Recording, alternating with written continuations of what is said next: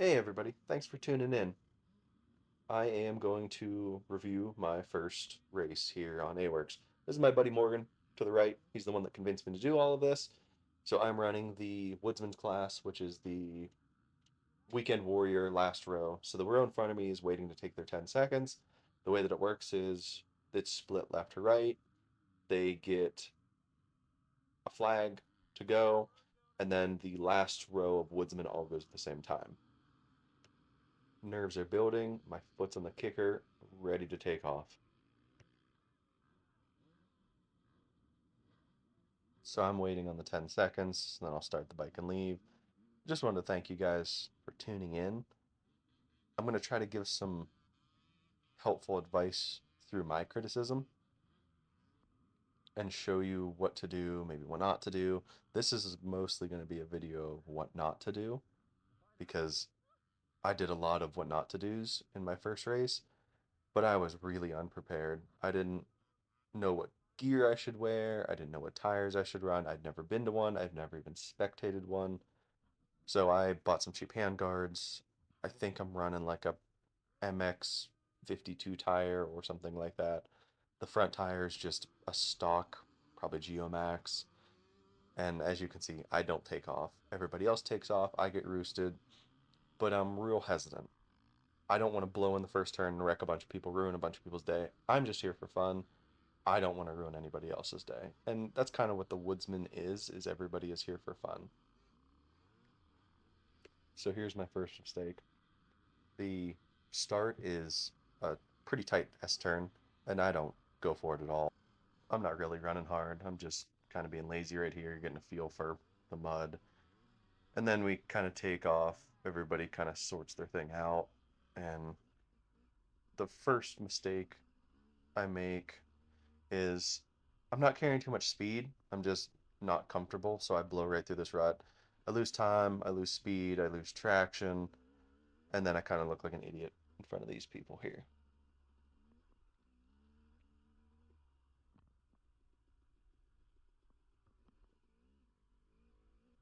So you'll see this is a common thread with my riding here is instead of going for it, I wait.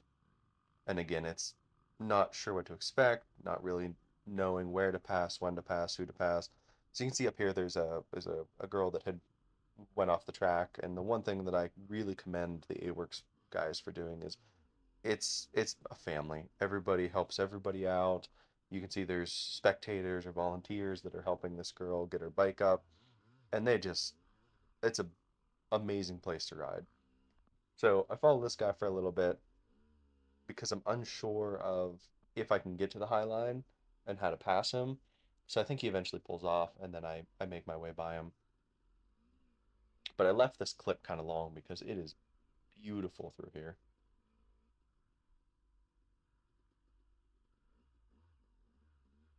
There I go. So this clip is actually a good thing. I take the smoother route, which for me was faster. You can see some bigger rocks to the left, some roots to the right. So this was the fastest line for me. I took this, I think I did 3 laps. I took this all 3 times. Um, it was faster for me. And then again, like I said, commonly, I am sitting here waiting. It's really slick right here, so I didn't want to go off into the grass. So I just kind of waited in line, saw what everybody else was doing, and then I almost fall over. You guessed it, more waiting.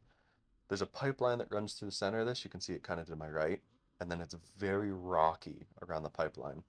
And when the quads go over it, they straddle that pipe, so it makes it there's huge ruts on either side. I didn't know that I could have went high or popped over the pipeline like some other people did. I didn't learn that to my second lap, but you can see again, I'm just kind of waiting, filling it out.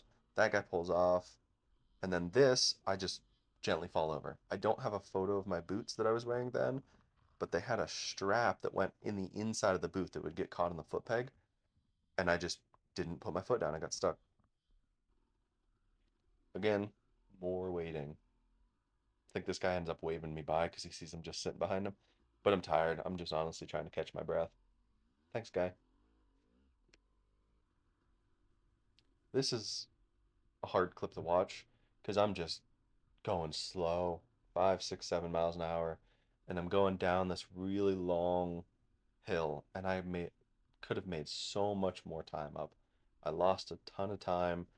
I didn't know what was on the other side of the hill. I'm kind of in a bubble on my own. Some of the woodsman's guys are behind me, some of the better guys are in front of me, and I'm just taking my time.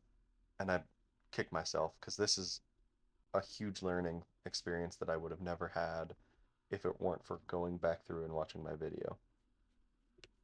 So as we come down this hill, there's quite a bit of mud at the bottom of this, and this is where you really see the speed difference between what I'm capable of doing and what the leaders are doing.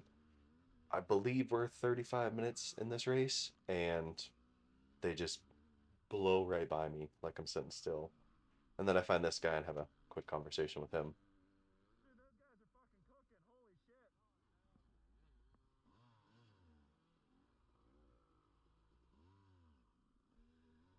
And then this is just rough. It's real thick mud through the pits, and I'm not sitting on the back fender. I'm just sitting on the bike like I'm out for a Sunday ride, and you can see some more leaders go by me, and it just really makes you put into perspective how much better people are. And I'm not out there to win the race. I know I'm not winning the race. I'm just really out there to have fun. So pay attention to the guy that comes up on the left side of me. Watch his body and his bike doing two different things. Same thing with the next clip. Two different guys past me. Just watch the difference in skill level.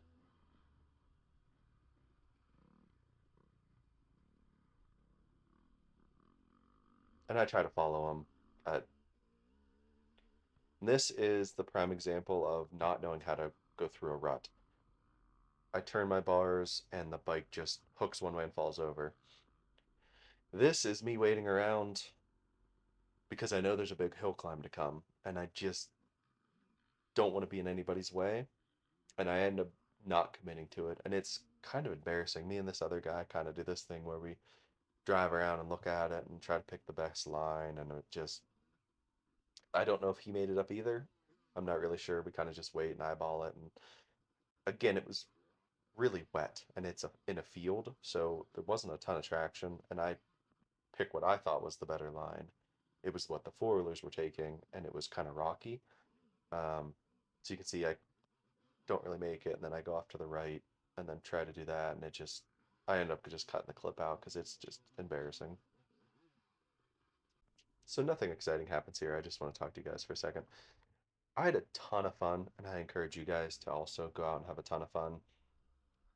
I will, in my next video, try to maybe show some gear that worked out really well, what didn't work.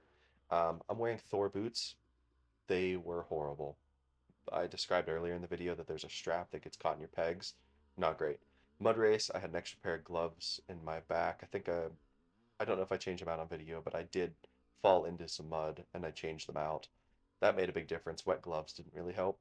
I used tear-offs. Those were great. Morgan suggested those. Tear-offs work really good. Really, any reputable helmet is fine as long as you're wearing protection. Morgan wear a roost guard. I just end up wearing a sweatshirt, and that worked okay. I ended up getting too hot towards the end of the race. I was working pretty hard. Like I said, I ended up doing 3 laps. It took me 2 hours and 25 minutes to do 3 laps. That day, I was worn out, but the next day, I was like, man, when is the next race? And I could not wait. I'm going to leave a short list of the gear that I was wearing and maybe what I found helpful later in the season. So if you guys want to check that out, it'll be at the end of the video. Thank you.